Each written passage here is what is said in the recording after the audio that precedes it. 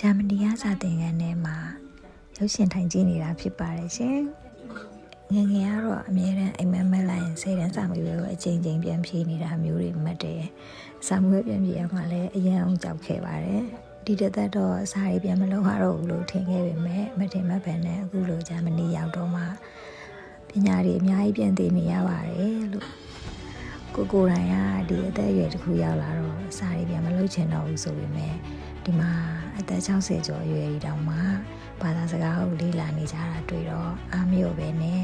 တတ်နိုင်တဲ့လောက်တော့ကြိုးစားပြီးတော့သင်ယူခဲ့ပါတယ်။ဂျာမနီလိုလာဖို့ကြိုးစားနေတဲ့လူတွေဒါမှမဟုတ်နိုင်ငံတစ်နိုင်ငံကိုထွက်ခွာဖို့ဆိုပြီးပညာသင်ယူနေတဲ့လူတွေအတွက်သူများနိုင်ငံတွေမှာဆိုရင်အသက်အရွယ်ကိုအဓိကမထားဘဲနဲ့60ကျော်လောက်မှစတင်နေကြပါတယ်ဆိုတာကိုခွန်အားဖြစ်အောင်မျှဝေပေးလိုက်ပါတယ်ရှင်။လေ့လာသင်ယူနေသူများအားလုံး